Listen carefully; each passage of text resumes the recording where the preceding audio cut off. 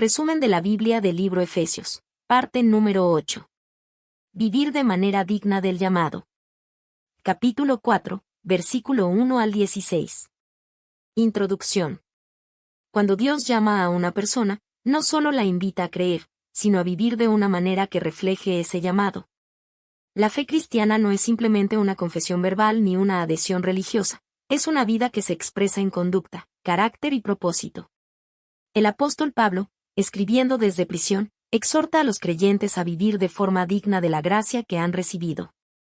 Desde su condición de encarcelado por causa del Evangelio, Pablo habla con autoridad espiritual y con profundo amor pastoral, recordándonos que el Evangelio no solo cambia nuestro destino eterno, sino también nuestra manera de vivir aquí y ahora. Vivir de manera digna del llamado significa permitir que la obra de Cristo se manifieste en nuestra forma de pensar, relacionarnos y actuar. No se trata de apariencia religiosa, rituales externos ni esfuerzos humanos desconectados de Dios. Se trata de una vida transformada desde adentro hacia afuera, moldeada por Cristo y dirigida por el Espíritu Santo. Es una vida marcada por unidad, humildad, mansedumbre, paciencia, amor fraternal y crecimiento espiritual constante. En Efesios 4, versículo 1 al 16, Pablo nos presenta una verdad poderosa y profunda. Hemos sido llamados a formar parte de un solo cuerpo, guiados por un mismo espíritu, sostenidos por una misma fe y bajo el señorío de un mismo Señor. No caminamos solos, no vivimos una fe individualista, formamos parte de la Iglesia, el cuerpo de Cristo, donde cada creyente tiene un lugar, una función y una responsabilidad. Este pasaje nos enseña cómo debe vivir la Iglesia y cada creyente en respuesta al llamado divino. Nos recuerda que la verdadera espiritualidad se evidencia en la unidad, en el servicio, en la madurez y en el compromiso con Cristo. Aquí encontramos una invitación clara, vivir de tal manera que nuestra vida refleje la grandeza del Dios que nos llamó, para que la Iglesia sea fuerte, unida y llena de la plenitud de Cristo. Llamados a vivir con dignidad. Pablo comienza exhortando. Os ruego que andéis como es digno del llamamiento con que fuisteis llamados. Estas no son palabras frías ni una orden seca. Pablo ruega, suplica, apela al corazón de los creyentes para que comprendan la grandeza del llamado que Dios les ha otorgado. Ser hijos de Dios, ser parte de su pueblo, haber sido redimidos por Cristo y sellados por el Espíritu Santo no es algo pequeño. Es un privilegio glorioso que debe reflejarse en la manera en que vivimos. Vivir de manera digna significa que nuestra conducta esté alineada con nuestra identidad en Cristo. No vivimos para agradarnos a nosotros mismos ni para seguir el patrón del mundo, sino para honrar a aquel que nos salvó. El llamado de Dios no es solo una invitación a recibir bendiciones, sino a caminar en responsabilidad espiritual, mostrando en la vida diaria la transformación que Él ha producido en nosotros. Este andar digno se manifiesta en actitudes específicas que Pablo menciona: humildad, mansedumbre, paciencia y amor. La humildad nos recuerda quiénes somos sin Cristo y quiénes somos gracias a Él. Nos libra del orgullo espiritual y de la autosuficiencia, ayudándonos a reconocer que todo lo que tenemos proviene de la gracia de Dios. La mansedumbre no es debilidad, sino fuerza bajo control. Es la actitud de quien, aun teniendo razón o posición, elige actuar con dulzura y sensibilidad, reflejando el carácter de Jesús. La paciencia nos permite soportar procesos, tiempos difíciles y debilidades ajenas sin rendirnos. Nos ayuda a entender que, así como Dios tiene paciencia con nosotros, también debemos tenerla con los demás. Y el amor es el vínculo que sostiene todo. No un amor superficial, sino el amor de Cristo que acepta, perdona, sirve y busca el bien del otro. Por eso Pablo nos llama a soportarnos unos a otros en amor, entendiendo que todos estamos en proceso de formación espiritual, que nadie está completo, y que la Iglesia es una familia en la que aprendemos, crecemos y nos edificamos mutuamente. La vida cristiana no se sostiene solo en palabras, doctrinas aprendidas o discursos elocuentes. Se evidencia en la forma en que tratamos a los demás, en la manera en que respondemos a las pruebas, en cómo actuamos cuando nadie nos ve, y en cómo reflejamos el carácter de Cristo en lo cotidiano. Vivir de manera digna del llamado es permitir que Jesús se vea en nuestra vida, para que otros puedan conocerlo a través de nosotros. Un solo cuerpo, una misma fe. Después de llamar a los creyentes a vivir de manera digna del llamado, Pablo dirige la atención hacia uno de los pilares más importantes de la vida cristiana: La unidad. No cualquier unidad, sino una unidad espiritual, profunda, fundamentada en las verdades eternas del Evangelio. Por eso declara con firmeza: un solo cuerpo, un solo espíritu, un solo Señor, una sola fe, un solo bautismo, un solo Dios y Padre de todos. Con esto, Pablo nos recuerda que la Iglesia no es una institución humana, ni una organización religiosa construida por hombres. La Iglesia es un cuerpo vivo, donde Cristo es la cabeza y cada creyente es un miembro esencial. No somos unidades independientes, sino partes de un mismo organismo espiritual. Cuando uno sufre, todos sufren; cuando uno se levanta, todos se fortalecen. Hay un solo Espíritu, el Espíritu Santo, quien habita en cada creyente y es el que da vida, guía, consuela, corrige y fortalece a la Iglesia. No hay varios espíritus, no hay varias fuentes de verdad. Hay un único Espíritu que obra de manera santa y perfecta en todos los hijos de Dios. Reconocemos a un solo Señor, Jesucristo. Él es el centro de la fe, la autoridad suprema y el fundamento de nuestra salvación. No seguimos tradiciones humanas, ni líderes terrenales, sino al Señor que dio su vida en la cruz y resucitó para darnos vida eterna. Compartimos una sola fe, no porque todos pensemos exactamente igual en todo, sino porque creemos en el mismo mensaje central, que Cristo salva, perdona, transforma y reina. Esa fe nos une más allá de culturas, idiomas, edades y trasfondos. Participamos de un solo bautismo, señal de nuestra identificación con Cristo, símbolo de una nueva vida en Él. Representa que hemos sido limpiados, apartados y añadidos al pueblo de Dios. Y sobre todo, tenemos un solo Dios y Padre de todos, que está sobre todos, por todos y en todos. Él no es exclusivo de un grupo particular, sino Padre de todos los que han creído en Cristo. Nos une bajo su amor, su cuidado y su propósito eterno. Sin embargo, Pablo deja claro que la unidad no es uniformidad. No significa que todos pensemos igual en todo, que actuemos igual o que tengamos las mismas funciones. La unidad bíblica no borra la diversidad, sino que la ordena bajo el señorío de Cristo. Cada creyente es diferente, pero todos caminamos bajo la misma verdad, guiados por el mismo Dios. La Iglesia no es simplemente un grupo de personas que se reúnen por costumbre religiosa. Es una familia espiritual, unida no por intereses humanos, sino por la sangre de Cristo, por la obra del Espíritu Santo y por el propósito eterno del Padre. Ser parte de este un solo cuerpo es un privilegio y una responsabilidad. Significa proteger la unidad, amar al hermano, evitar divisiones innecesarias, valorar a cada miembro y recordar siempre que fuimos llamados a vivir juntos, no aislados, en gracia, no en competencia, en amor, no en rivalidad. La verdadera unidad glorifica a Dios y demuestra al mundo que Cristo vive en su Iglesia. Dones para edificar, no para dividir. Después de hablar de la unidad del cuerpo de Cristo, Pablo explica cómo esa unidad se vive de manera práctica, a través de los dones espirituales que Cristo ha entregado a su Iglesia. Estos dones no son adornos espirituales ni trofeos personales, son herramientas divinas para construir, fortalecer y hacer crecer al pueblo de Dios. La Biblia nos enseña que Cristo, al ascender, repartió dones a los hombres.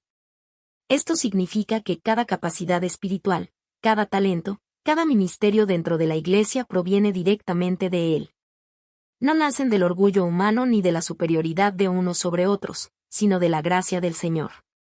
Dios establece ministerios con un propósito claro. Para equipar a los santos, para la obra del ministerio, para la edificación del cuerpo de Cristo. Algunos enseñan, otros pastorean, otros exhortan, otros sirven, otros animan, otros interceden. Todos, sin excepción, son necesarios. En el diseño de Dios, no existe creyente sin propósito ni miembro sin función. Cada don tiene una misión: formar creyentes maduros, fortalecer la fe, afirmar la verdad, consolar al afligido, guiar al que duda y apoyar al que cae. Por eso, los dones nunca deben usarse para competencia, rivalidad o orgullo espiritual. No fueron dados para dividir, señalar, controlar o producir superioridad espiritual, sino para unir, sanar y edificar. La Iglesia crece correctamente cuando cada creyente comprende que es parte activa del cuerpo. No todos tendrán el mismo rol, pero todos tienen un rol valioso. Nadie está de más. Nadie es inútil. Nadie es insignificante. Cada miembro aporta algo que otro no puede aportar. Cuando cada persona sirve donde Dios la ha colocado, cuando se ora, se ministra, se enseña, se anima y se trabaja en unidad, el cuerpo crece sano, fuerte y firme. La iglesia se vuelve estable, madura, firme en la verdad y llena de amor. Entonces deja de ser una congregación frágil y se convierte en una comunidad que refleja la gloria de Cristo. El propósito final de los dones no es el reconocimiento humano, sino que Cristo sea exaltado y que su iglesia alcance la plenitud para la cual fue creada. Una iglesia donde los dones se usan correctamente, es una iglesia viva, unida y poderosa en las manos de Dios. Caminando hacia la madurez espiritual. El propósito de Dios nunca ha sido que sus hijos permanezcan inmaduros espiritualmente. La fe no es un estado estático, sino un camino de crecimiento continuo. Por eso, Pablo advierte que no debemos ser como niños fluctuantes, fácilmente influenciados, confundidos o arrastrados por cualquier enseñanza, emoción o idea humana. La inmadurez espiritual nos vuelve vulnerables al engaño, a la inestabilidad y a la duda. La madurez espiritual no llega automáticamente con los años de congregarse, sino con una vida rendida a Cristo y formada por su palabra. Crecer espiritualmente significa avanzar, dejar etapas infantiles de fe, asumir responsabilidad como creyentes y permitir que el Espíritu Santo transforme nuestro carácter. La madurez espiritual se alcanza cuando crecemos en el conocimiento de Cristo. No se trata solo de información bíblica, sino de una relación profunda con Él. Cuanto más conocemos a Cristo, más entendemos su voluntad, su corazón y su propósito para nuestra vida. Permanecemos firmes en la verdad. En un mundo lleno de confusión espiritual, filosofías engañosas y doctrinas distorsionadas, la verdad de Dios es nuestro ancla. Un creyente maduro no se deja llevar por modas espirituales, sino que se sostiene en la palabra con convicción. Aprendemos a amar correctamente. La madurez no se mide solo por conocimiento, sino por amor. Amar con paciencia, misericordia, perdón, humildad y verdad. Amar como Cristo amó. El amor genuino edifica, sana y une.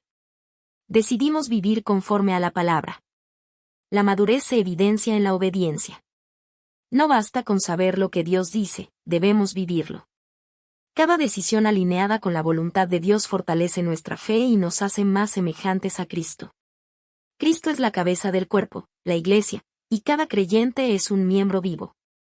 Esto significa que nuestro crecimiento no depende de nuestra voluntad únicamente, sino de nuestra conexión constante con Él.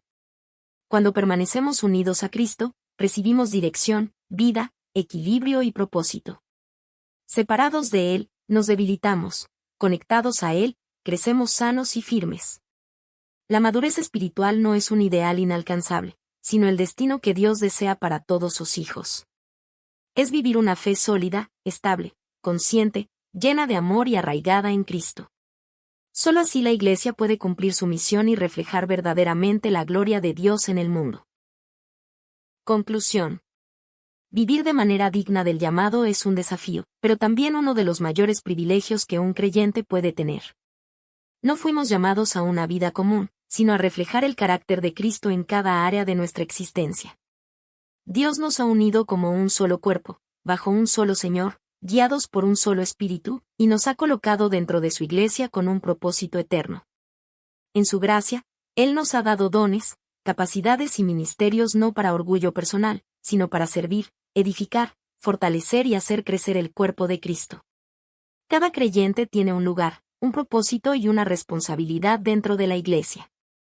Cuando entendemos esto, dejamos de vivir para nosotros mismos y comenzamos a vivir para la gloria de Dios y el bienestar de los demás. Este pasaje nos invita a caminar con humildad, mansedumbre, paciencia, amor y unidad. Nos llama a proteger la armonía de la Iglesia, a valorar la fe que compartimos y a rechazar toda división que destruya lo que Cristo compró con su sangre. También nos desafía a buscar madurez espiritual, estabilidad en la verdad y crecimiento constante en Cristo, nuestra cabeza y fuente de vida. Vivir dignamente del llamado significa permitir que el Evangelio no solo esté en nuestra boca, sino en nuestra conducta, nuestras relaciones, nuestras decisiones y nuestro carácter. significa que el mundo pueda ver a Cristo a través de nuestra manera de vivir. Que cada día recordemos esta gran verdad: hemos sido llamados por Dios, y nuestra vida debe reflejar su gracia, su amor y su gloria.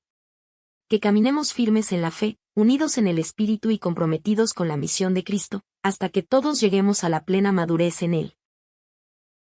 Resumen de la Biblia del libro Efesios, parte número 9. La nueva vida en Cristo. Capítulo 4, versículo 17 al capítulo 5, versículo 21. Introducción. Cuando una persona viene a Cristo, no solo recibe perdón, sino que experimenta una transformación profunda y completa en todas las áreas de su vida. El apóstol Pablo, escribiendo a la iglesia en Efeso, les recuerda que el Evangelio no es simplemente una doctrina que se aprende ni una confesión religiosa que se repite, es una nueva forma de vivir. Un cambio radical que comienza en el corazón y se refleja en la conducta diaria. En Efesios capítulo 4, versículo 17 al capítulo 5, versículo 21, Pablo presenta un contraste claro y contundente entre la vieja manera de vivir sin Dios y la nueva vida que surge cuando Cristo entra en el corazón. Antes, el ser humano estaba atrapado en pensamientos vacíos, deseos engañosos y una vida desconectada de Dios. Ahora, gracias a la obra de Cristo, somos llamados a vivir una vida diferente, guiada por la verdad, la justicia y la presencia del Espíritu Santo. Este pasaje nos recuerda que la vida cristiana no consiste en modificar algunos comportamientos externos, sino en una renovación interior que afecta nuestra mente, nuestras decisiones, nuestras relaciones y nuestro testimonio ante el mundo. Se nos invita a abandonar la antigua naturaleza marcada por el pecado, la dureza espiritual y la oscuridad, para abrazar una nueva vida caracterizada por santidad, amor, luz y sabiduría divina. Al escuchar este mensaje, somos desafiados a reflexionar sobre nuestra manera de vivir y a preguntarnos si realmente estamos reflejando la nueva vida que hemos recibido en Cristo. Dios nos llama a vivir de tal manera que nuestra vida misma se evidencia del poder transformador del Evangelio. La vieja naturaleza. Una vida sin Dios. Pablo comienza advirtiendo con firmeza a los creyentes que ya no vivan como aquellos que no conocen a Dios. Él no habla solo de conductas externas, sino de una condición espiritual profunda. Describe la mente del hombre sin Cristo como una mente vacía, sin propósito verdadero, atrapada en pensamientos inútiles que no conducen a la vida. Habla de un corazón endurecido, incapaz de responder a la voz de Dios, y de una insensibilidad espiritual que conduce a justificar el pecado y llamar normal lo que ofende a Dios. El ser humano sin Cristo vive separado de la verdadera vida que proviene de Dios. Aunque pueda parecer exitoso, fuerte o moralmente aceptable ante el mundo, espiritualmente está lejos de la verdad. Pablo explica que la vieja naturaleza está marcada por deseos engañosos, deseos que prometen libertad pero esclavizan, que aparentan felicidad pero conducen a tristeza y destrucción. La persona sin Dios vive dominada por pasiones desordenadas, egoísmo, orgullo y oscuridad interior. Esta vida sin Dios también genera una cadena de consecuencias: pérdida de sensibilidad espiritual, corazón cauterizado, y una tendencia creciente hacia el pecado sin remordimiento. No es simplemente que el ser humano comete pecado, sino que el pecado lo controla, lo consume y lo dirige. Por eso Pablo deja algo absolutamente claro: esta no es la vida que hemos aprendido en Cristo. Los creyentes no han sido llamados a un cristianismo superficial ni a continuar viviendo igual que antes. El Evangelio no se trata de ajustar pequeños detalles de nuestro comportamiento, sino de una transformación real, profunda y radical. El que ha conocido a Cristo ya no puede permanecer en la misma condición, porque ahora pertenece a una nueva realidad espiritual.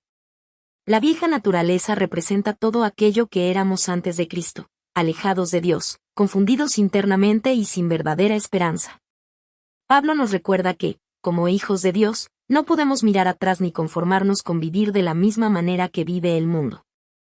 Hemos sido llamados a dejar atrás definitivamente esa vida sin propósito para caminar hacia la plenitud de la nueva vida en Cristo. La nueva vida en santidad. En contraste con la oscuridad de la vieja naturaleza, Pablo presenta la gloriosa realidad de la nueva vida en Cristo, una vida renovada, restaurada y guiada por el Espíritu Santo. Esta nueva vida no es simplemente un cambio de conducta externa, sino una transformación profunda que comienza en el corazón y se refleja en cada área de nuestra existencia. Somos llamados a despojarnos del viejo hombre, como quien se quita una ropa sucia que ya no pertenece a su identidad, y a revestirnos del nuevo hombre, creado según Dios en justicia y santidad de verdad. Esta transformación no es superficial ni emocional, es un proceso continuo donde nuestra mente es renovada, nuestros pensamientos alineados con la verdad de Dios y nuestro corazón moldeado conforme al carácter de Cristo. La nueva vida en Cristo se manifiesta de manera práctica y visible. Pablo nos muestra cómo la fe se convierte en conducta y cómo la gracia de Dios produce frutos reales. Hablar verdad y no mentira, porque ahora pertenecemos a una comunidad de luz y verdad. Actuar con justicia y no con ira destructiva, controlando nuestras emociones, sometiéndolas al dominio del espíritu. Trabajar honradamente y no robar, entendiendo que el trabajo no solo nos sostiene, sino que también nos permite bendecir a otros. Usar palabras que edifiquen y no destruyan, sabiendo que nuestra boca puede sanar o herir, levantar o derribar. Perdonar como Cristo nos perdonó, recordando que fuimos alcanzados por la misericordia y ahora estamos llamados a reflejarla. La santidad no es frialdad religiosa ni apariencia espiritual. No es simplemente cumplir normas o intentar parecer buenos. La verdadera santidad es vivir conectados con Dios, reflejar el corazón de Cristo en lo cotidiano, amar como Él ama, pensar como Él piensa y actuar como Él actuaría. Es permitir que el Espíritu Santo nos guíe en cada decisión, nos corrija cuando nos desviamos y nos fortalezca para vivir de manera diferente en un mundo que vive lejos de Dios. La nueva vida en santidad es una evidencia de que Cristo realmente habita en nosotros. Es la demostración de que hemos sido hechos nuevos y que ya no pertenecemos a las tinieblas, sino a la luz. Es un llamado a vivir con propósito, con integridad y con un corazón completamente rendido al Señor. Llamados a vivir en amor. Pablo continúa diciendo: Sed, pues, imitadores de Dios como hijos amados, y andad en amor. Estas palabras nos recuerdan que la vida cristiana no se basa solo en normas, sino en identidad. No imitamos a Dios para ganar su amor, lo imitamos porque ya somos amados por Él. Pablo nos llama a hijos amados, enfatizando que el fundamento de nuestra conducta cristiana es la relación que ahora tenemos con nuestro Padre Celestial. El estándar del amor cristiano no es humano ni superficial, es Cristo mismo. Él nos amó no por mérito nuestro, sino por gracia, y se entregó voluntariamente como ofrenda agradable a Dios. Su amor fue sacrificial, santo, desinteresado y completo. Ese es el modelo que se nos presenta: amar como Cristo amó, dar como Cristo dio, servir como Cristo sirvió. Vivir en amor significa renunciar al egoísmo y a toda forma de amor distorsionado. El amor del mundo se centra en el placer personal, en la conveniencia y en lo que puede obtener. El amor de Cristo, en cambio, busca el bien del otro, honra a Dios y edifica. Por eso Pablo advierte contra la inmoralidad, la impureza y la codicia, porque estas cosas deforman el verdadero significado del amor y dañan la imagen de Cristo en nosotros. Andar en amor implica vivir conscientes de que pertenecemos a Dios. Somos su pueblo, su familia, su reflejo en la tierra. Nuestras palabras, decisiones, actitudes y relaciones deben mostrar al mundo quién es nuestro Padre. Cuando elegimos amar, perdonar, servir, cuidar y actuar con compasión, demostramos que hemos sido transformados por el Evangelio. El amor verdadero no contamina ni destruye, no usa a las personas ni las manipula. No se aprovecha, no busca su propio beneficio, no hiere intencionalmente. El amor cristiano honra la dignidad del prójimo, cuida el corazón de los demás, protege la pureza y glorifica a Dios en cada expresión. Vivir en amor es vivir en el camino de Cristo. Es una vida guiada por el Espíritu Santo, en la cual nuestras acciones reflejan el carácter de nuestro Salvador. Es recordar cada día que hemos sido amados con un amor eterno, y ahora estamos llamados a extender ese mismo amor al mundo. Llamados a vivir en luz. Pablo también declara: Antes erais tinieblas, mas ahora sois luz en el Señor, andad como hijos de luz. Estas palabras no solo describen un cambio de comportamiento, sino un cambio de identidad. Pablo no dice simplemente que antes estábamos en tinieblas, sino que éramos tinieblas. La oscuridad caracterizaba nuestra mente, nuestro corazón y nuestra manera de vivir. Pero ahora, en Cristo, no solo hemos recibido luz, somos luz en el Señor. Eso significa que nuestra vida debe reflejar la presencia de Cristo en nosotros. La luz revela, guía y transforma. Así como la luz del amanecer disipa la oscuridad de la noche, la luz de Cristo transforma nuestras decisiones, pensamientos, actitudes y acciones. Vivir en luz significa caminar en transparencia delante de Dios, sin máscaras, sin dobles vidas, sin aparentar. Significa permitir que el Espíritu Santo ilumine nuestras áreas ocultas, sane nuestras heridas y corrija nuestros caminos. Pablo enseña que el fruto de la luz se manifiesta en bondad, justicia y verdad. Vivir en luz es actuar correctamente, amar de manera pura, hablar con integridad y buscar agradar a Dios en todo. Es elegir lo correcto aun cuando nadie nos ve. Es rechazar el pecado aunque parezca atractivo. Es vivir con claridad moral en un mundo lleno de confusión espiritual. Vivir en luz también implica no participar en las obras infructuosas de las tinieblas. El creyente no coopera con lo que enreda, destruye o contamina el corazón. No se acomoda a la cultura del pecado ni normaliza lo que deshonra a Dios. En lugar de eso, la luz del creyente expone, corrige y alumbra. Su testimonio incomoda a la oscuridad porque la luz siempre revela lo oculto. El creyente no es un simple espectador del bien, es portador de luz. En su hogar, trabajo, familia, iglesia y comunidad, su presencia debe marcar diferencia. Su carácter, sus palabras y su conducta deben reflejar pureza, esperanza, claridad y verdad. Donde hay luz, la oscuridad no puede permanecer. La luz de Cristo en nosotros no solo cambia nuestra vida, sino que impacta la vida de quienes nos rodean. Por eso, Pablo nos llama a vivir como verdaderos hijos de luz, firmes en la verdad, firmes en la fe, firmes en el carácter de Cristo. Llamados a vivir en sabiduría. Finalmente, Pablo dirige su atención a otro aspecto esencial de la vida cristiana, la sabiduría espiritual. Él declara: mirad, pues, con diligencia como andéis, no como necios, sino como sabios. Estas palabras nos recuerdan que la vida cristiana no se vive de manera descuidada ni automática. Requiere conciencia, intención y discernimiento. Pablo nos llama a examinar cuidadosamente nuestra manera de vivir, a evaluar nuestras decisiones, prioridades y caminos. No se trata solo de evitar el pecado, sino de vivir de tal manera que cada paso honre a Dios. La sabiduría cristiana consiste en aprender a ver la vida desde la perspectiva de Dios.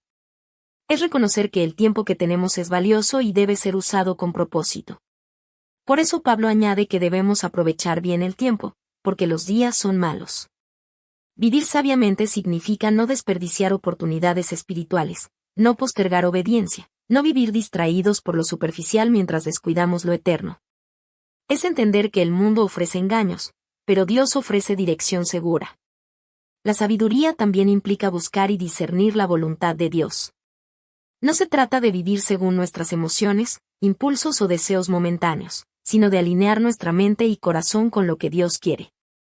El creyente sabio no se deja arrastrar por las corrientes del mundo, sino que consulta a Dios, ora, medita en su palabra y se deja guiar por el Espíritu Santo. Por eso Pablo advierte que no debemos vivir bajo el control de los deseos del mundo ni de los impulsos carnales.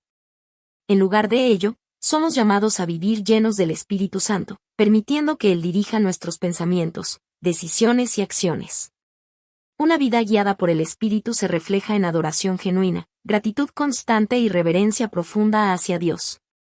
Vivir sabiamente también significa cultivar una actitud de adoración continua, no solo en momentos específicos, sino como estilo de vida. Es vivir agradecidos en todo, reconociendo que todo lo que tenemos proviene de Dios. Es mantener un corazón reverente, consciente de su presencia y comprometido a honrarlo en cada área de nuestra vida. El creyente sabio no vive impulsivamente.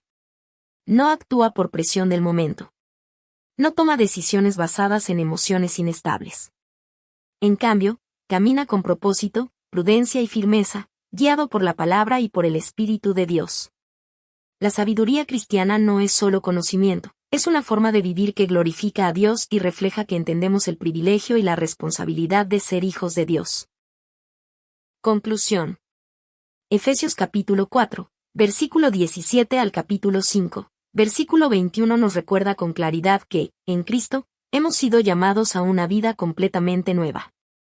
No es un ligero ajuste de conducta ni una mejora superficial, es un cambio radical de identidad y propósito. Ya no pertenecemos a la oscuridad ni a la forma antigua de vivir, sino que ahora somos parte de la luz de Dios, renovados por su gracia y capacitados por su Espíritu. Pablo nos muestra que la vida cristiana verdadera se ve en hechos concretos, en la manera en que pensamos, hablamos, amamos y actuamos. Hemos sido llamados a vivir en santidad, no por obligación, sino como expresión de la nueva naturaleza que Dios ha puesto en nosotros. Somos llamados a reflejar el amor de Cristo, un amor puro, sacrificial y sincero que transforma nuestras relaciones y nuestras motivaciones más profundas. También somos llamados a caminar como hijos de luz, dejando que la verdad, la pureza y la integridad marquen nuestra vida diaria. Y, finalmente, somos invitados a vivir con sabiduría, aprovechando bien el tiempo, discerniendo la voluntad de Dios y permitiendo que el Espíritu Santo guíe cada decisión. Este pasaje nos confronta, pero también nos anima.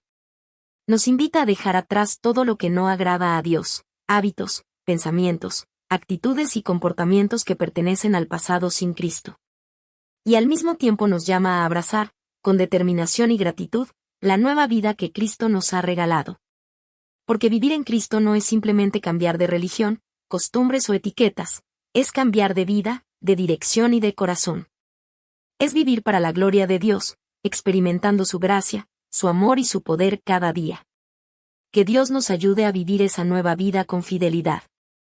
Amén. Resumen de la Biblia del libro Efesios. Parte número 10. Relaciones cristianas. Capítulo 5, versículo 22 al capítulo 6, versículo 9. Introducción. La fe cristiana no se limita al templo, ni es solo una experiencia espiritual interna. El Evangelio transforma la vida completa, incluyendo nuestras relaciones más cercanas y cotidianas. En Efesios capítulo 5, versículo 22 al capítulo 6, versículo 9, el apóstol Pablo presenta principios que muestran cómo la vida nueva en Cristo debe reflejarse en el matrimonio, la familia y el trabajo. Este pasaje nos recuerda que la verdadera espiritualidad no se mide únicamente por cuánto oramos, cuánto sabemos de la Biblia o cuántas actividades hacemos en la iglesia, sino por cómo tratamos a las personas con las que convivimos diariamente.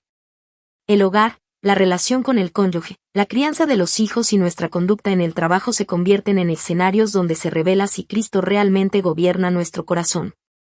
Pablo no escribe desde una teoría ideal, sino desde la realidad de creyentes que, al igual que nosotros, enfrentaban retos, conflictos, responsabilidades y debilidades humanas. Por eso, sus palabras son profundamente prácticas y a la vez espirituales. Nos enseña que las relaciones cristianas deben estar fundamentadas en el amor de Cristo, guiadas por la obediencia a Dios y fortalecidas por el Espíritu Santo. Este pasaje no es una lista de reglas frías, sino una guía divina para construir relaciones sanas, llenas de amor, respeto, responsabilidad y testimonio cristiano. Pablo nos recuerda que cada área de nuestra vida debe vivirse como para el Señor. Cuando entendemos esto, nuestras relaciones dejan de basarse en orgullo, conveniencia o egoísmo, y comienzan a reflejar el carácter de Cristo. Acompáñanos a recorrer estas enseñanzas que siguen siendo poderosas, actuales y necesarias, porque el Evangelio no solo cambia nuestro destino eterno, también transforma nuestra manera de amar, servir y relacionarnos cada día. Matrimonio. Amor y sujeción en Cristo. Pablo comienza hablando del matrimonio, la relación más íntima y sagrada entre dos seres humanos. Él establece que el matrimonio cristiano no se fundamenta en intereses personales, emociones pasajeras o conveniencia social, sino en amor sacrificial, respeto mutuo y obediencia a Dios. A la esposa, Pablo le enseña a someterse al liderazgo de su esposo como al Señor, no como señal de inferioridad, debilidad o pérdida de identidad, sino como una expresión de confianza y reconocimiento del diseño divino. Esta sujeción no significa silencio ni esclavitud, significa cooperación, apoyo, armonía y disposición a caminar juntos bajo la dirección de Dios. Es una entrega voluntaria, nacida del amor, no de la imposición. Al esposo, Pablo le da un mandato aún mayor y más desafiante: amar a su esposa como Cristo amó a la Iglesia. Cristo no amó con palabras vacías, sino con entrega total, sacrificio, paciencia y gracia. Amar como Cristo implica proteger, cuidar, valorar, respetar y honrar. Implica renunciar al egoísmo, dejar a un lado el orgullo y tratar a la esposa como un tesoro precioso delante de Dios. Es un amor que no humilla ni pisotea. Un amor que no domina ni oprime. Un amor que no hiere ni destruye. Es un amor que sana, levanta, fortalece y hace florecer el corazón de la esposa. Pablo también enseña que el matrimonio cristiano debe reflejar pureza, compromiso, fidelidad y propósito espiritual. El esposo es llamado a liderar espiritualmente su hogar y la esposa es llamada a caminar a su lado como ayuda idónea, compañera y aliada. Cuando ambos entienden su rol y lo viven bajo la guía del Espíritu Santo, el matrimonio se convierte en un testimonio poderoso del Evangelio. Así, el matrimonio deja de ser solo una unión humana para convertirse en un reflejo vivo del amor entre Cristo y su Iglesia. Es una relación donde Cristo es el centro, su palabra es la guía y su amor es el fundamento. Cuando un matrimonio camina bajo estos principios, no solo permanece unido, sino que glorifica a Dios y se convierte en una bendición para la familia, la Iglesia y la sociedad. Familia. Hijos obedientes y padres responsables. Después de hablar del matrimonio, Pablo dirige su atención a la familia, ese núcleo donde se forman valores, carácter y fe. Él comienza hablando a los hijos, recordándoles que su obediencia no es simplemente una obligación cultural ni una costumbre familiar, sino una expresión directa de obediencia a Dios. Les dice que deben obedecer en el Señor, es decir, con una actitud correcta, en reverencia y respeto, entendiendo que honrar a sus padres es parte del diseño divino. Pablo recuerda que este mandamiento trae consigo una promesa, para que te vaya bien y seas de larga vida sobre la tierra. Honrar a los padres abre puertas de bendición, protección, sabiduría y dirección en la vida. La obediencia forma el corazón, moldea el carácter y prepara al hijo para enfrentar la vida con responsabilidad, respeto y temor de Dios. Sin embargo, Pablo no solo responsabiliza a los hijos, también pone una carga espiritual sobre los padres. Él advierte: y vosotros, padres, no provoquéis a ira a vuestros hijos. Esto significa que los padres deben tener cuidado de no destruir el corazón de sus hijos con gritos, humillación, injusticia, favoritismos, dureza excesiva, exigencias imposibles o indiferencia emocional. La autoridad dada por Dios no es para aplastar, sino para guiar, no es para herir, sino para formar. En lugar de provocar enojo o resentimiento, los padres son llamados a criar a sus hijos en disciplina y amonestación del Señor. Esto implica corregir con amor, enseñar con paciencia, modelar con ejemplo y guiar espiritualmente. No solo se trata de alimentar, vestir o educar académicamente, sino de formar corazones que amen a Dios y aprendan a vivir conforme a su palabra. Una familia cristiana no es perfecta, pero es un lugar donde se aprende a perdonar, a dialogar, a amar, a respetar y a buscar juntos la voluntad de Dios. Es una escuela de vida, donde la gracia, la corrección y el amor trabajan juntos para formar generaciones firmes en la fe. Cuando hijos y padres viven bajo estos principios, la familia se convierte en un refugio de bendición, un lugar de crecimiento espiritual y un reflejo del corazón de Dios para el mundo. Trabajo. Servir con integridad y reverencia a Dios. Pablo no deja fuera el ámbito del trabajo, porque sabe que gran parte de la vida del ser humano se desarrolla allí. El Evangelio también transforma la manera en que trabajamos y la forma en que ejercemos autoridad. En su contexto, Pablo se dirige a siervos y amos, pero el principio bíblico se aplica hoy a empleados, empleadores y cualquier relación laboral. A quienes trabajan bajo autoridad, Pablo les llama a servir con obediencia, responsabilidad y sinceridad de corazón. No se debe trabajar solo por obligación o para agradar a los hombres, sino con excelencia, aun cuando nadie esté observando. El creyente entiende que su verdadero Señor es Cristo, y que cada tarea, por sencilla o difícil que sea, es una oportunidad para honrar a Dios. Trabajar como para el Señor significa hacerlo con esmero, puntualidad, fidelidad, compromiso y honestidad. Significa no caer en actitudes como la pereza, la queja constante, el engaño o la mediocridad. El trabajo del cristiano debe reflejar el carácter de Cristo, porque su testimonio también se predica en su forma de trabajar. Pero Pablo también habla a quienes tienen autoridad, a los empleadores, supervisores, líderes o dueños. Les recuerda que no deben abusar de su posición, ni tratar con dureza, injusticia o desprecio a quienes están bajo su responsabilidad. Deben actuar con justicia, respeto, dignidad y temor de Dios, sabiendo que ellos también tienen un Señor en los cielos al cual darán cuentas. Dios no hace acepción de personas, y en el reino de Cristo el valor de una persona no depende de su posición laboral, sino de que es una creación amada por Dios. Por eso, el liderazgo cristiano debe ser justo, humano y lleno de integridad. Cuando el creyente entiende que su trabajo forma parte de su adoración, cada jornada laboral, cada esfuerzo, cada responsabilidad y cada trato con otros se convierte en una oportunidad para glorificar a Dios. Así, el lugar de trabajo deja de ser solo un sitio donde se gana sustento, y se transforma en un campo de testimonio, servicio y honra al Señor. Todo como para el Señor. En cada relación, matrimonio, familia o trabajo, Pablo insiste en una verdad central: todo debe hacerse como para el Señor.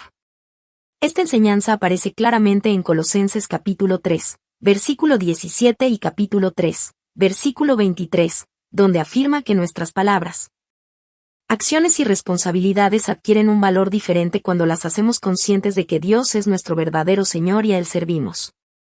Esto transforma por completo la motivación del corazón. Ya no actuamos solo por obligación, conveniencia o aprobación humana, sino por gratitud y obediencia a Cristo.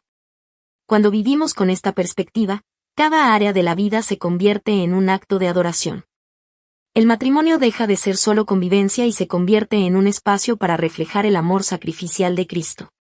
La familia no es simplemente un vínculo natural, sino un lugar donde aprendemos a servir, honrar, perdonar y edificar. Incluso el trabajo, aunque parezca rutinario o difícil, se vuelve una oportunidad para mostrar excelencia, integridad, responsabilidad y testimonio del carácter cristiano. Pablo enseña que cuando Cristo gobierna nuestras relaciones, surgen virtudes visibles: respeto mutuo, humildad verdadera, amor sincero, sacrificio por el bien del otro, justicia en el trato y cuidado genuino. La presencia de Cristo en el corazón se refleja en la manera en que tratamos a las personas que Dios ha puesto en nuestra vida. No basta con amar a Dios de palabra, la fe auténtica se demuestra en hechos cotidianos, en actitudes reales y en decisiones concretas.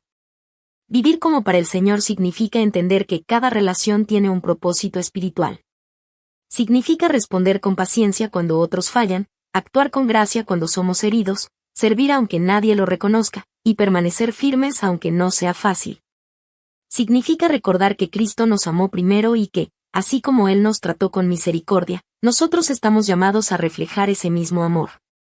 Así, la vida cristiana no se limita al templo ni a los momentos de oración, se expresa en la mesa del hogar, en las conversaciones familiares, en el trato con los hijos, en el respeto al cónyuge, en la manera de trabajar y en la forma de relacionarnos con los demás. Hacerlo como para el Señor es vivir conscientes de que todo lo que hacemos tiene un valor eterno cuando se hace para glorificar a Dios. Conclusión. Efesios capítulo 5, versículo 22 al capítulo 6, versículo 9 nos recuerda que la vida cristiana no es solo doctrina, emoción espiritual o conocimiento bíblico. Es una vida que se expresa en nuestras relaciones diarias. El Evangelio transforma el corazón, pero también transforma el hogar, el matrimonio, la crianza de los hijos y la manera en que trabajamos y servimos. Pablo nos muestra que cuando Cristo gobierna nuestra vida, entonces también gobierna nuestra forma de amar, obedecer, liderar, respetar y servir. Este pasaje nos enseña que el matrimonio no es un campo de competencia, sino un espacio donde se refleja el amor sacrificial de Cristo y la sujeción voluntaria que honra a Dios.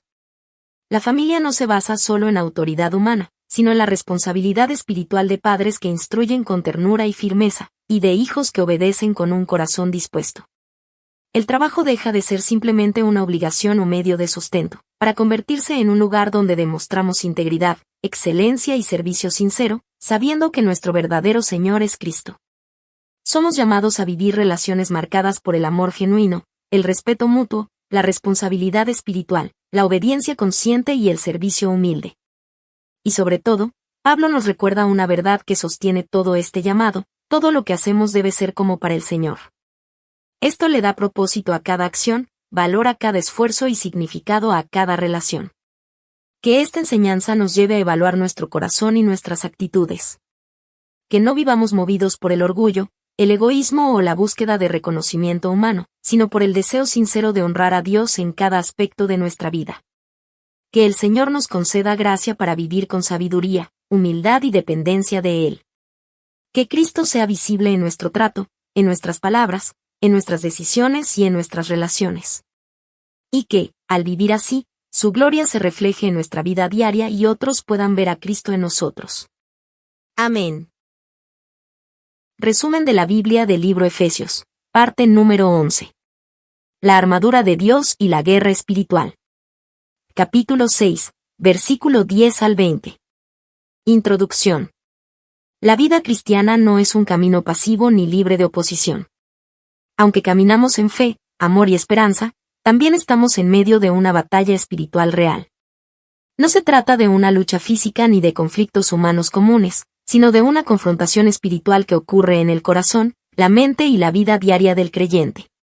El apóstol Pablo, en Efesios capítulo 6, versículo 10 al 20, abre los ojos del cristiano para entender que nuestra lucha no es contra personas, circunstancias o fuerzas visibles, sino contra realidades espirituales que buscan apagar la fe, debilitar el corazón y apartarnos de la voluntad de Dios. El enemigo no siempre se presenta de manera evidente. Muchas veces actúa a través de pensamientos, tentaciones, engaños, presiones del mundo y ataques que intentan quebrar nuestra comunión con Dios. Por eso, Pablo no solo advierte, sino que también equipa. Nos recuerda que no estamos solos, que no peleamos con nuestras propias fuerzas, y que Dios ha provisto todo lo necesario para permanecer firmes, resistir al enemigo y vivir victoriosamente. Cada palabra de este pasaje nos recuerda que la victoria no depende del esfuerzo humano, sino del poder de Dios obrando en nosotros. Esta enseñanza no es simbólica solamente, es una instrucción práctica para cada creyente que desea permanecer fiel y firme en Cristo. Es una llamada a estar alertas, despiertos espiritualmente y conscientes de que la vida cristiana se vive con valentía, confianza en Dios y dependencia del Espíritu Santo. Acompáñanos a recorrer esta enseñanza poderosa y esencial, que sigue siendo tan necesaria hoy como lo fue en los días de la Iglesia primitiva. Y que continúa preparando a la Iglesia para vivir en victoria en medio de la batalla espiritual diaria. Fortalecerse en el Señor. Pablo comienza con un llamado claro y directo. Fortaleceos en el Señor y en el poder de su fuerza. Antes de hablar de armaduras, estrategias o resistencia, Pablo señala la fuente de toda victoria espiritual, el Señor mismo. Esto nos recuerda que la batalla espiritual no se gana con fuerza humana, disciplina personal o determinación emocional. Se gana cuando nuestra vida está anclada en el poder, la gracia y la presencia de Dios. Fortalecerse en el Señor significa reconocer nuestras limitaciones y depender completamente de Él. No es confiar en nuestras propias capacidades, ni en nuestra experiencia cristiana, ni en conocimientos bíblicos como simples conceptos, sino en una relación viva con Cristo. La fortaleza del creyente nace de su comunión diaria con Dios, a través de la oración, de una vida alimentada por la palabra, de la obediencia y de una fe firme que descansa en las promesas del Señor. Esta fortaleza no es una emoción momentánea ni un ánimo pasajero. Es una firmeza interior que proviene del Espíritu Santo, quien fortalece el corazón, renueva la mente y sostiene la fe aún en medio de las luchas más intensas. Cuando Pablo dice en el poder de su fuerza, nos recuerda que el poder que opera en nosotros es el mismo poder que resucitó a Cristo de los muertos. No hay fuerza del enemigo que pueda superar el poder de Dios. Fortalecerse en el Señor también implica aprender a confiar, aun cuando no entendemos lo que está pasando. Es descansar en la certeza de que Dios está presente, está obrando y nunca abandona a sus hijos. Significa creer que, aunque la batalla sea dura, nuestra victoria no depende de lo que somos capaces de hacer, sino de lo que Dios es capaz de hacer en nosotros y a través de nosotros. Dios no solo nos llama a permanecer firmes, Él mismo nos capacita para hacerlo. Por eso, el creyente puede enfrentar la guerra espiritual con confianza, sabiendo que su fuerza no proviene de sí mismo, sino del Señor Todopoderoso que pelea a su favor. Vestirse con la armadura de Dios. Después de llamar al creyente a fortalecerse en el Señor, Pablo enseña que esa fortaleza se expresa al vestirse con toda la armadura de Dios. No se trata de una imagen poética, sino de una verdad espiritual profunda. Dios sabe que el creyente enfrenta una batalla real, por eso no lo deja desprotegido. Pero la armadura no se coloca sola, debemos decidir llevarla diariamente, con conciencia, disciplina espiritual y dependencia del Señor. Pablo deja claro que debemos vestirnos con toda la armadura, no solo con una parte. La vida espiritual no puede sostenerse con protección parcial. Cada pieza tiene un propósito, y todas juntas nos permiten permanecer firmes, resistir la tentación, enfrentar la oposición y caminar con seguridad en medio de cualquier ataque del enemigo. El cinturón de la verdad. En la armadura romana, el cinturón sostenía todas las demás piezas. Sin él, el soldado no podía moverse correctamente ni estar preparado para la batalla. Así es la verdad para el creyente. La verdad de Dios nos da estabilidad, identidad y dirección. Nos libra de la confusión, de la mentira del enemigo, del autoengaño y de la influencia del pecado. Vivir en verdad es caminar con integridad, alineados con la palabra de Dios. La coraza de justicia. La coraza protegía el pecho y los órganos vitales. En la vida espiritual, la justicia de Cristo cubre nuestro corazón y nos declara aceptos delante de Dios. Al mismo tiempo, vivir en obediencia y rectitud nos protege de culpas innecesarias, del daño espiritual y de consecuencias destructivas del pecado. La justicia nos guarda del enemigo que intenta acusar, condenar y destruir. El calzado del Evangelio de la Paz. Los soldados romanos utilizaban sandalias especiales que les permitían mantenerse firmes y avanzar sin resbalar. El creyente camina seguro cuando vive fundamentado en el Evangelio. La paz de Cristo da firmeza en tiempos de guerra, estabilidad en medio de la tormenta, y valentía para avanzar. No caminamos en miedo, caminamos en la paz que solo Dios puede dar. El escudo de la fe. El enemigo lanza dardos, pensamientos de duda, temor, desánimo, tentaciones, mentiras y acusaciones. La fe es el escudo que apaga esos ataques. No es una fe vacía, sino confianza firme en quien Dios es, en lo que ha dicho y en lo que ha prometido. La fe no niega la batalla, pero afirma que Dios es más grande que cualquier enemigo. El yelmo de la salvación. El yelmo protege la cabeza, símbolo de la mente. Muchas batallas espirituales se libran en los pensamientos, inseguridad, condenación, confusión, temor. El yelmo de la salvación nos recuerda quiénes somos en Cristo, perdonados, redimidos, amados, seguros. Nos asegura esperanza y nos mantiene firmes en la certeza de la vida eterna. La espada del Espíritu. La palabra de Dios. Es la única arma ofensiva de la armadura. Con ella Jesús venció la tentación en el desierto. La palabra no es solo conocimiento, es poder, autoridad y verdad viva. Con ella enfrentamos el engaño con la verdad, derribamos argumentos falsos, fortalecemos nuestra fe y declaramos la victoria de Dios. Vestirse con la armadura de Dios significa vivir conscientes, despiertos, alineados espiritualmente con el Señor cada día. No es algo simbólico solamente, es una actitud diaria de fe, santidad, oración, conocimiento bíblico y dependencia absoluta de Dios. Solo así podremos permanecer firmes en medio de la guerra espiritual. Permanecer firmes en la fe. Después de describir la armadura espiritual, Pablo resume el propósito de todo esto en una instrucción contundente: estad firmes. En la guerra espiritual, la victoria no siempre se mide por cuánto avanzamos, sino por nuestra capacidad de mantenernos firmes sin ceder terreno al enemigo. Permanecer firmes significa resistir, permanecer fieles, negarnos a retroceder y no permitir que el enemigo robe lo que Dios nos ha dado, nuestra fe, nuestra identidad, nuestra esperanza y nuestra comunión con el Señor. Ser firmes implica estabilidad espiritual. No vivir movidos por las emociones, por el miedo o por las circunstancias, sino sostenidos en la certeza de quién es Dios y de lo que Él ha hecho por nosotros. Firmes, aun cuando los ataques son intensos. Firmes, aun cuando no entendemos todo. Firmes, porque sabemos que Dios está con nosotros. ¿Pero cómo permanecemos firmes? Perseverando en la oración. Pablo enfatiza la oración como clave constante, orando en todo tiempo con toda oración y súplica en el Espíritu. Orar no es un acto religioso, es respirar espiritualmente. La oración nos conecta con el poder de Dios, fortalece nuestra fe, trae dirección, paz y protección. El creyente que ora permanece firme porque depende de Dios. Dependiendo del Espíritu Santo. Permanecer firmes no es cuestión de fuerza humana. Pablo menciona orar en el Espíritu, es decir, guiados, sostenidos y fortalecidos por Él. El Espíritu Santo nos alerta, nos consuela, nos fortalece, nos recuerda la palabra y nos capacita para resistir. Sin Él, la batalla es imposible, con Él, somos más que vencedores. Manteniendo un corazón vigilante. Pablo también llama a velar, a estar atentos, a no descuidar la vida espiritual. La firmeza requiere discernimiento. No podemos vivir distraídos espiritualmente. Debemos cuidar nuestro corazón, nuestra mente, nuestras decisiones y nuestra comunión con Dios. La vigilancia evita que el enemigo encuentre puertas abiertas. Permaneciendo en la palabra. La fe se fortalece cuando nos sostenemos en la verdad.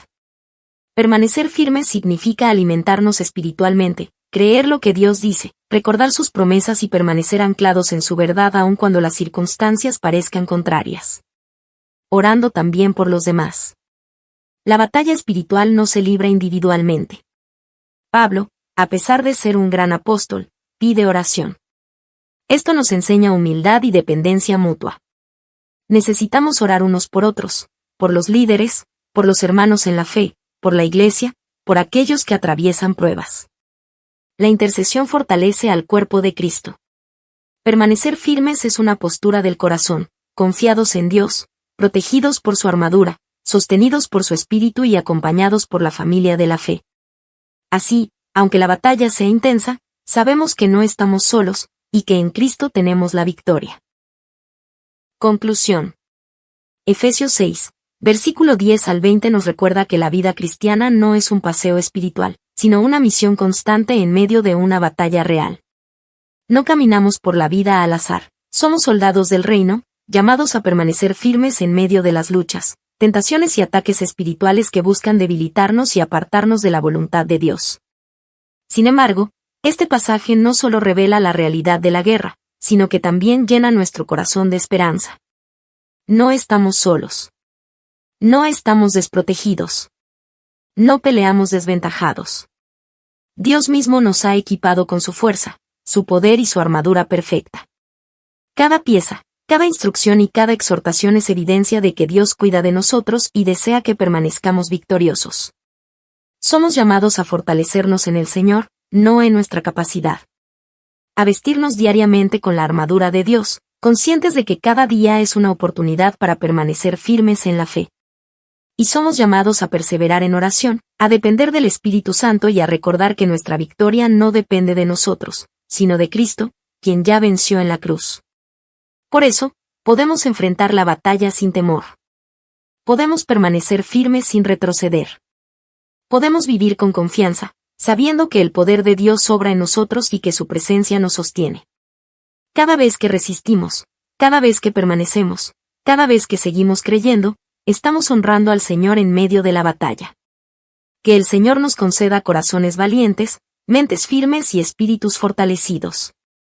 Que vivamos alertas, conscientes de la realidad espiritual, pero también confiados en la victoria de Cristo. Y que en cada lucha, en cada prueba y en cada día de nuestra vida, su gloria sea manifestada a través de nosotros. Amén. Resumen de la Biblia del libro Efesios, parte número 12. Despedida y bendición final. Capítulo 6, versículo 21 al 24. Introducción. Después de una carta llena de enseñanza, corrección, ánimo espiritual y profundas verdades sobre nuestra identidad en Cristo, el apóstol Pablo llega al final de su mensaje a los Efesios. Sin embargo, su despedida no es simplemente un cierre formal o una conclusión obligatoria del escrito, es una expresión sincera de amor pastoral, comunión cristiana y bendición divina. Cada palabra refleja el corazón de un siervo de Dios que, aun en medio de cadenas y dificultades, piensa en la edificación, el consuelo y la fortaleza del pueblo de Dios. En Efesios 6, versículo 21 al 24 encontramos palabras cargadas de afecto, cuidado y esperanza. Pablo menciona a Tíquico, su fiel colaborador, no solo como mensajero, sino como un hermano que llevará consuelo y ánimo a la iglesia. De esta manera, Pablo no termina la carta de forma fría o distante, sino reafirmando su conexión espiritual con los creyentes y mostrando que el amor cristiano trasciende la distancia, el tiempo y las circunstancias. Al concluir su carta, Pablo no solo se despide, reafirma su confianza en Dios, su compromiso con la iglesia y su deseo profundo de que los creyentes vivan en paz, en amor y bajo la gracia incomparable del Señor Jesucristo. Sus últimas palabras son una bendición que abraza, fortalece y anima. Este pasaje nos recuerda que la fe cristiana no es únicamente doctrina o conocimiento bíblico, también se expresa en cercanía humana, en relaciones reales, en cuidado mutuo, en palabras que consuelan y en bendiciones que fortalecen el alma. Aquí vemos que la fe se vive en comunidad, y que el amor de Cristo se refleja en la manera en que acompañamos y edificamos a los demás. Un mensajero de consuelo y comunión. Efesios 6, versículo 21 al 22. Pablo menciona a Tíquico, su colaborador fiel en la obra del Señor. No lo presenta simplemente como alguien que lleva una carta, sino como un hermano amado y fiel ministro en el Señor. Esto revela algo muy importante. En el reino de Dios, los que sirven no son vistos como simples mensajeros, sino como siervos valiosos, herramientas escogidas por Dios para cumplir propósitos espirituales. Tíquico era un creyente confiable, maduro y comprometido. Pablo deposita en él no solo la responsabilidad de entregar la carta, sino también la misión de transmitir ánimo, esperanza y fortaleza espiritual a la iglesia. Su tarea no era mecánica, era pastoral. Él debía informar a los creyentes sobre la situación de Pablo, no para preocuparlos, sino para consolar sus corazones, animarlos a perseverar y recordarles que Dios seguía obrando, aun cuando su siervo estaba en prisión. Esto revela el corazón del apóstol Pablo. Aunque se encontraba privado de libertad, su mayor preocupación no era su comodidad ni su sufrimiento, sino el bienestar espiritual de la iglesia. Pablo sabía que las noticias podían afectar el ánimo de los creyentes, y por eso se asegura de enviar a alguien que no solo hablara, sino que ministrara. Alguien que llevara palabras de consuelo, fe y esperanza. Aquí aprendemos también sobre la importancia de la comunicación espiritual dentro de la iglesia. En tiempos de prueba, la comunidad de fe no debe aislarse ni vivir en silencio, sino mantenerse unida, informada, fortalecida y conectada. Dios usa personas, amistades espirituales y hermanos fieles para animar, acompañar y sostenernos. La iglesia no es una organización fría, es una familia espiritual. Una familia que comparte buenas y malas noticias, que ora los unos por los otros, que sufre junta, pero también se fortalece junta. Así como Pablo valoró la presencia y ayuda de Tíquico, nosotros también debemos valorar a aquellos que Dios pone a nuestro lado para consolarnos, edificarnos y caminar junto a nosotros en la vida cristiana. En este detalle aparentemente simple, la mención de un mensajero, Dios nos recuerda que nadie en su obra es insignificante. Cada hermano fiel, cada servidor, cada persona que alienta, ora, acompaña o sostiene, cumple un rol esencial en la edificación del cuerpo de Cristo. Palabras de paz, amor y fe. Efesios 6, versículo 23 al 24. Al acercarse al cierre de su carta, Pablo ofrece una bendición que resume el corazón del Evangelio y la esencia de la vida cristiana. Paz sea a los hermanos, y amor con fe, de Dios Padre y del Señor Jesucristo. Aunque puede parecer una frase breve, en realidad es una proclamación profunda y completa. Cada palabra refleja un deseo divinamente inspirado y una instrucción espiritual para la vida cotidiana de la iglesia. Paz. No se trata de una paz superficial o circunstancial, sino de la paz que viene de Dios. Esta paz sostiene, calma y fortalece, incluso en medio de conflictos, pruebas, persecuciones o incertidumbre. Es una paz que sobrepasa el entendimiento humano y que guarda el corazón y la mente en Cristo. Esta paz permite que los creyentes permanezcan firmes en su fe, sin ser arrastrados por la ansiedad o el miedo. Amor con fe.